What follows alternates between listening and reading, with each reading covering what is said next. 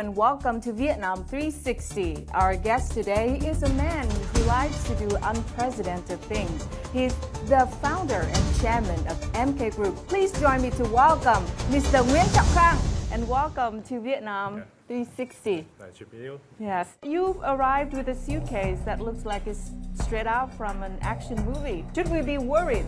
You shouldn't worry about this, but I would like to show you this is very magic suitcase.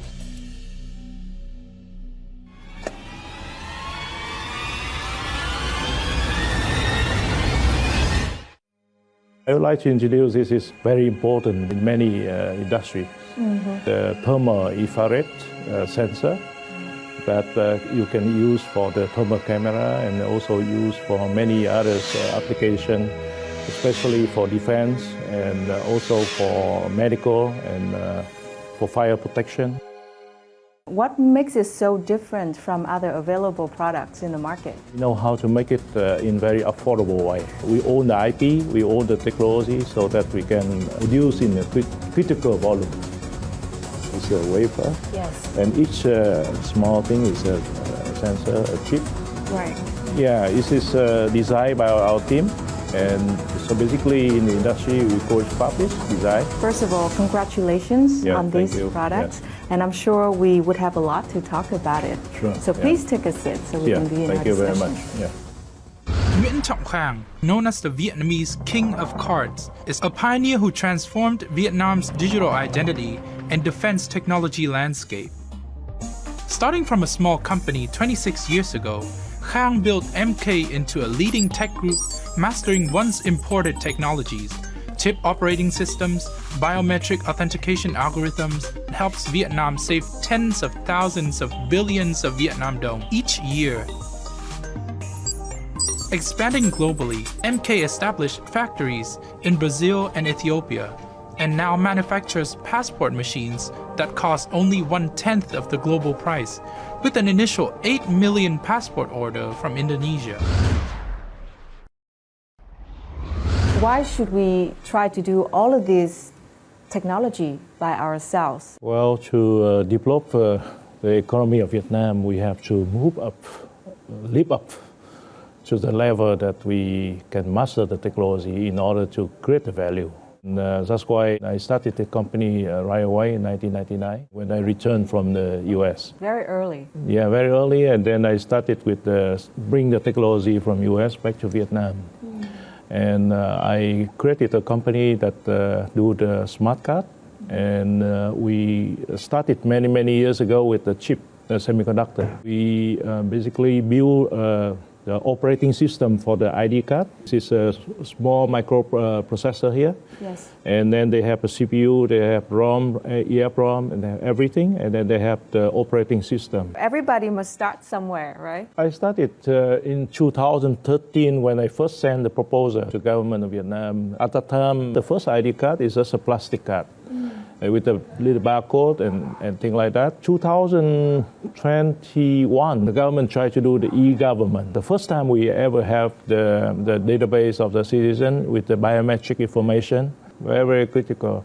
And that is also one of the reasons we proved that we have to have our own technology because we don't have to rely on anybody. During the COVID, you see that there's no way that a foreign company or foreign expert can come to Vietnam. So we have to be able to do it ourselves.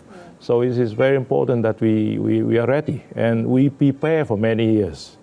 You know, the 6 months that we get 50 million cards implemented for the government of Vietnam, prepare for 20 years. So I have to thank the Ministry of Public Security of Vietnam to give me an MK opportunity to be excel in this area. When you proposed that you could do it, did you have that confidence? I get the best people not only in Vietnam, but also international. We have a guideline for the security implementation. And then we can have the international standard with Vietnam content. The key thing is we can be able to manage at any situation, any problem that may be faced in the future. Do you think Resolution 68 helped strengthen this kind of relationship? We, as a business people and technology people, we are very excited with what the government have been implemented. The 68 allowing the private sector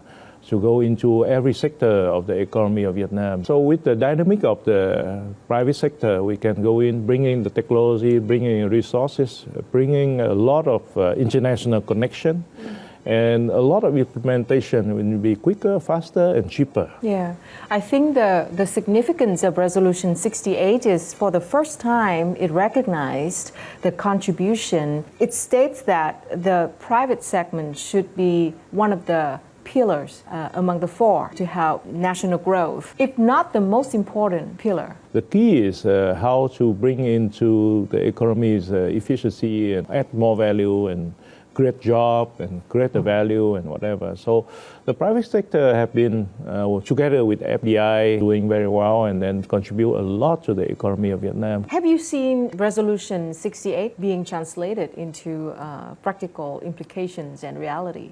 For critical project, private sector would like to go into very important project. We go into the ID project. Yes. You know, we one of the biggest funded IT project ever that given to the private sector. Mm-hmm. Was it a shock to the community at that time? We are in the right time and right position to do things. But very unprecedented. I would say that is a breakthrough in the policy. Yesterday we already implement about 107 million ID card in the market. 107 million. Everyone have this ID card, and you can use a mobile phone to read it. Mm-hmm. Personal data is well protected.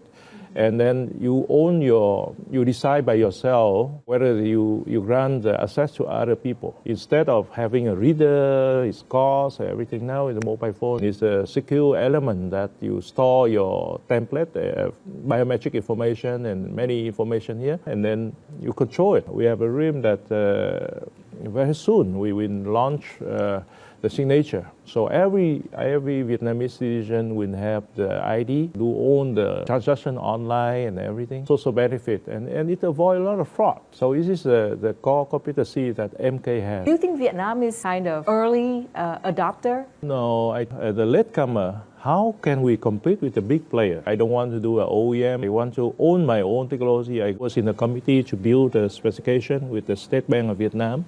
So Vietnam built a standardization specification for our own smart card. We qualify and we certify. I think we are probably one of the top 10 now in the world. Do you think that is a good example of tech sovereignty? I would like to use the word is core technology. Sovereignty is very, very important for any country to have a critical technology in order to move up.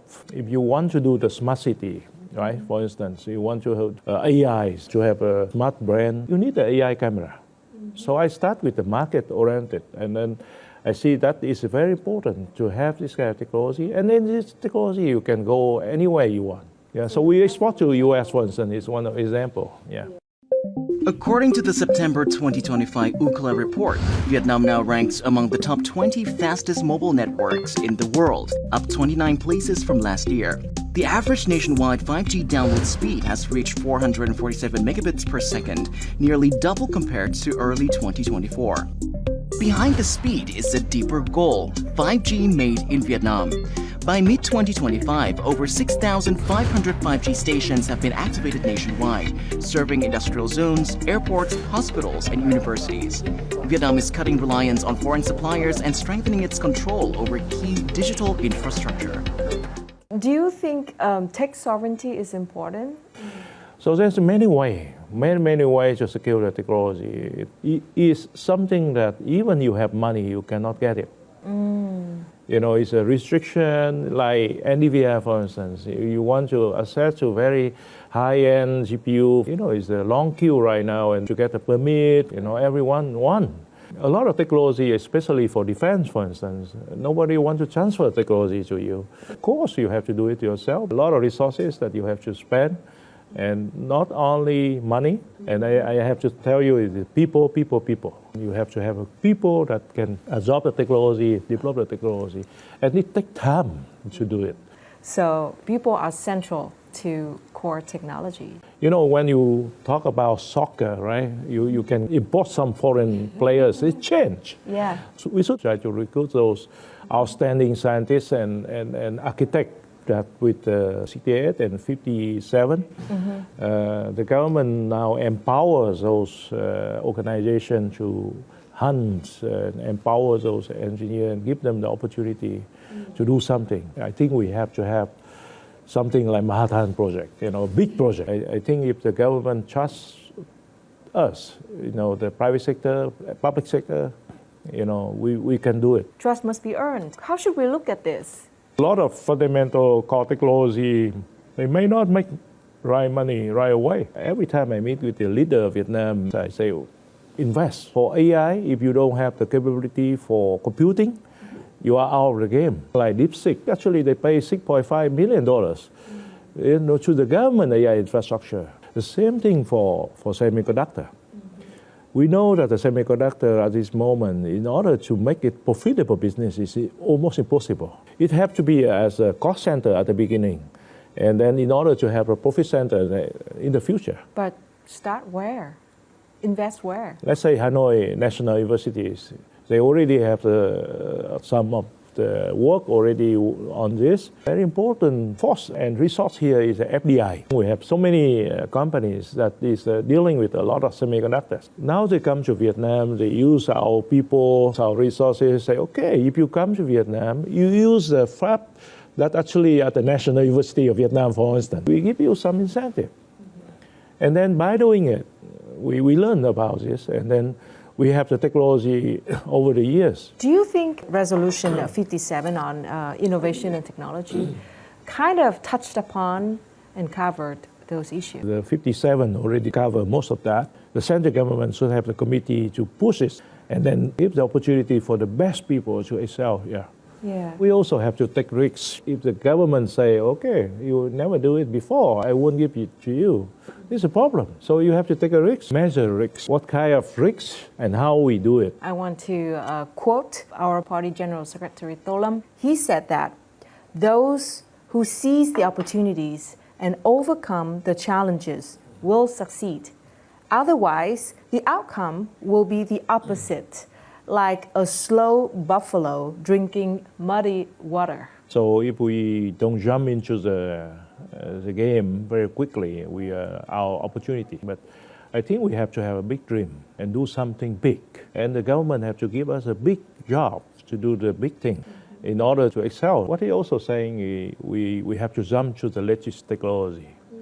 We cannot just use some of the technologies that other people already developed for many years. If the government spend maybe 3 data center with the AI infrastructure, we can start to work. And I recently meet up with a lot of young people born in 1990, 2000. Some of them even make $100 million already. And then you have to think it's global players, global market, global competition. There's no protection. We have no barrier entry. I was in Indonesia, I was in Thailand, I was in Philippines recently. I see this is a market for Vietnamese people, for companies. All of this technology we can bring in everywhere. We basically bring the ID card project for Laos. We can do it, right? Yeah, we can make a lot of money. It's quite an updated mindset because, entrepreneurs, I think 20 years ago, usually they have that thinking, oh, I have to secure my spot in the domestic market before I dream of getting beyond the border. You emphasized on starting big and think about the global, the world as your market. If you wait for 10 years to come and it's gone. Whatever you think about products, you have to think it's a product that is can market in everywhere in international market. The role of the government is very important. In terms of international business, I think the government and then the embassy and the foreign affairs really promote our country to the world. So export your technology. Export the technology. Export people with technology.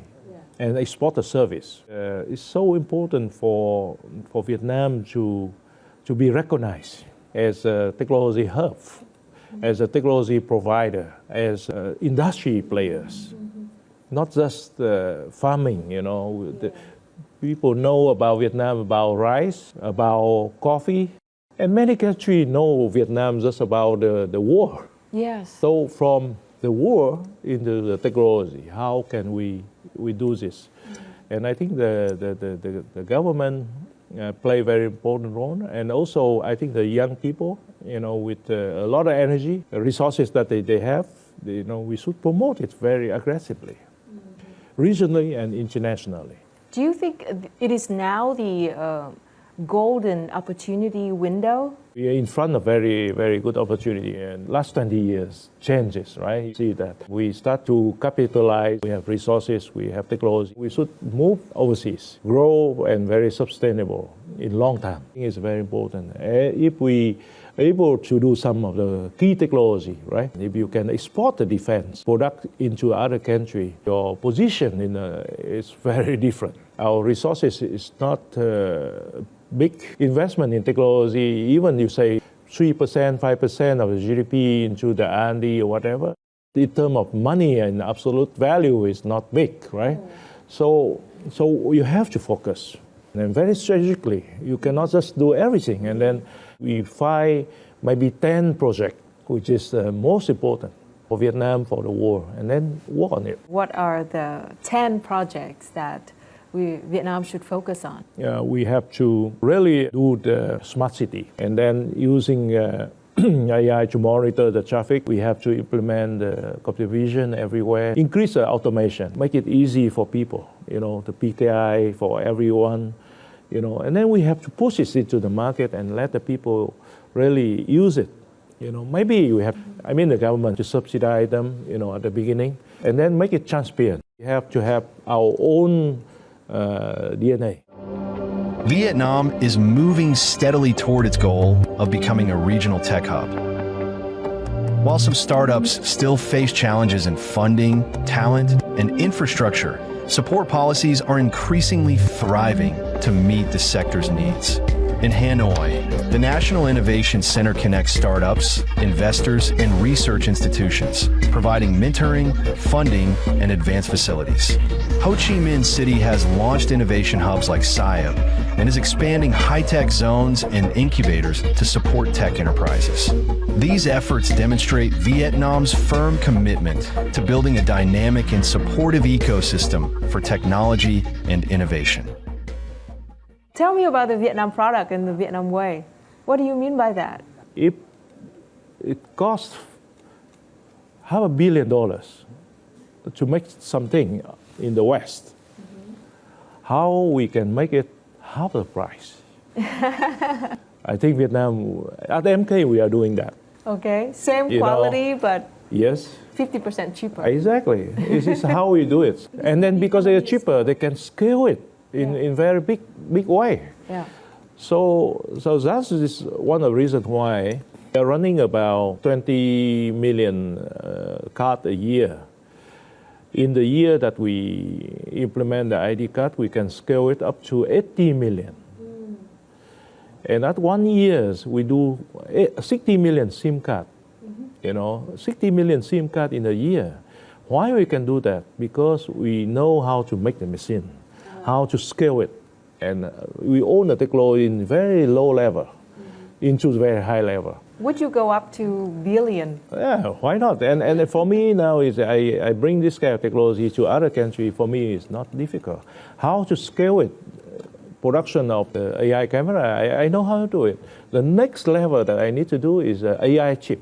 Of course, right now we are doing a lot of software in the AI chip already, embedded software. But to do it and to compete in the market, it is different things.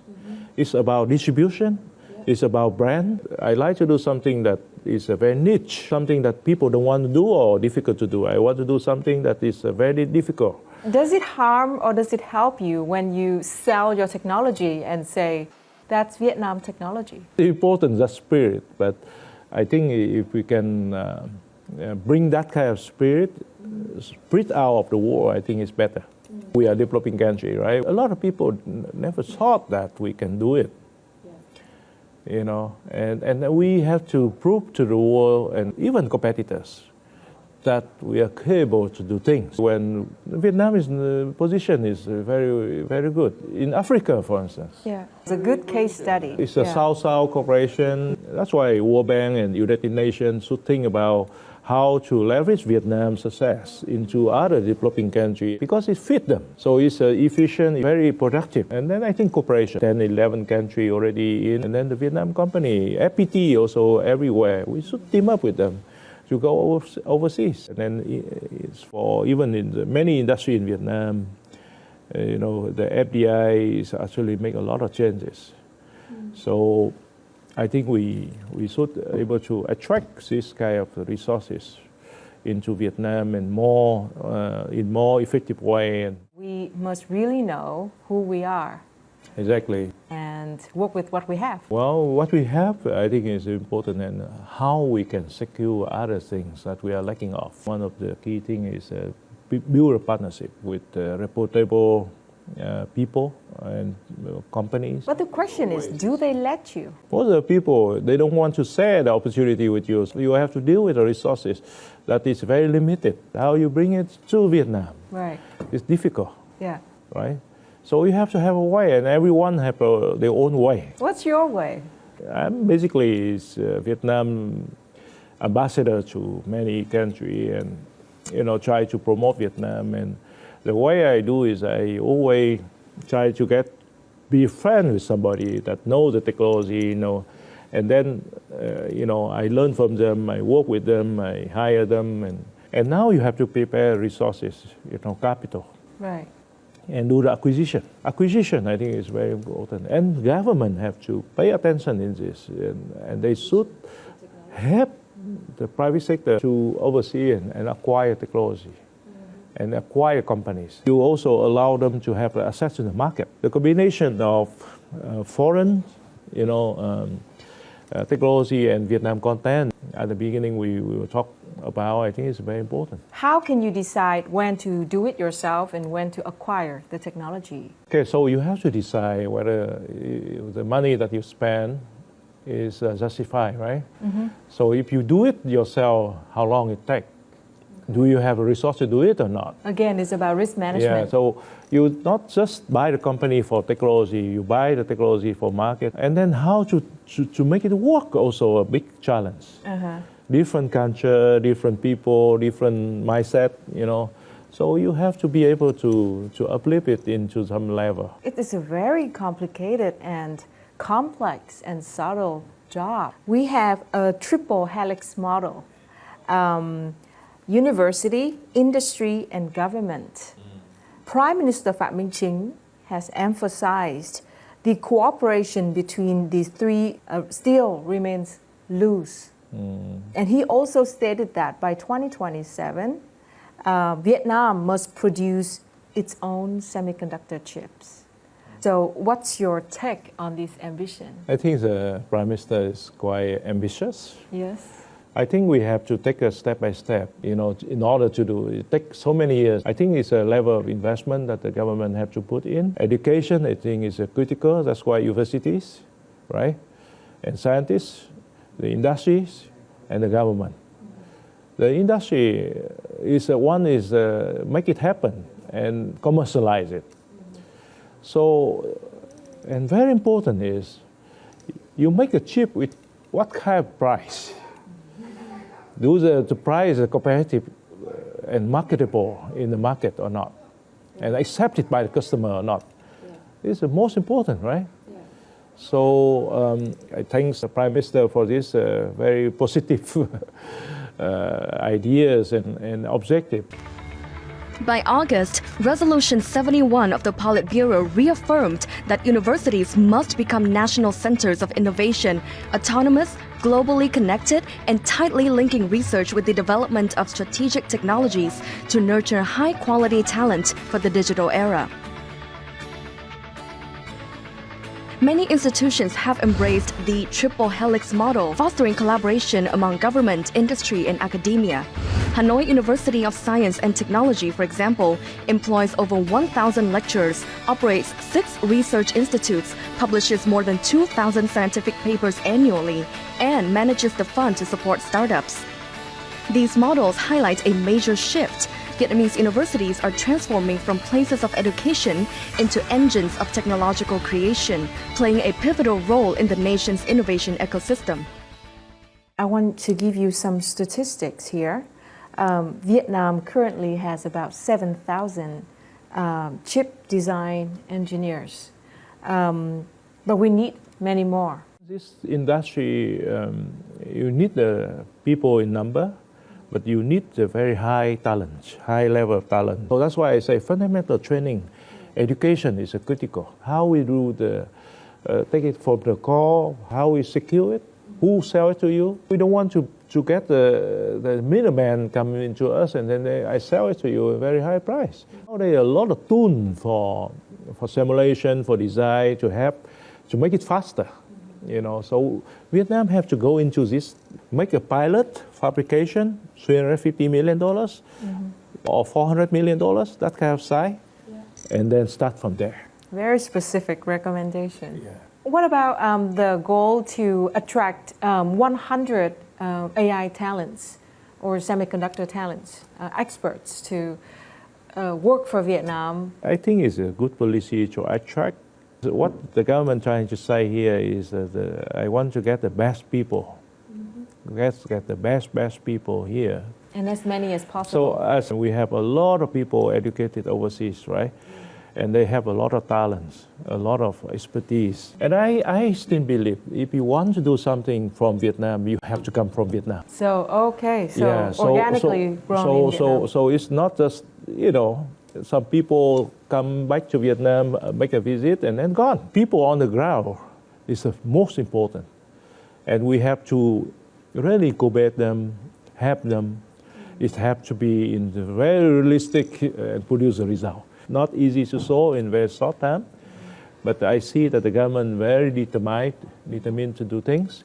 So that is very good sign. What would you want to see in the next 5 or 10 years? I think it's very important for the government and to understand that every move that we do, you have to be very, very strategic. The government should work with the other government to help the people like us to set the technology. Yeah? Give us the fast track. Yeah, let's do it. Yeah.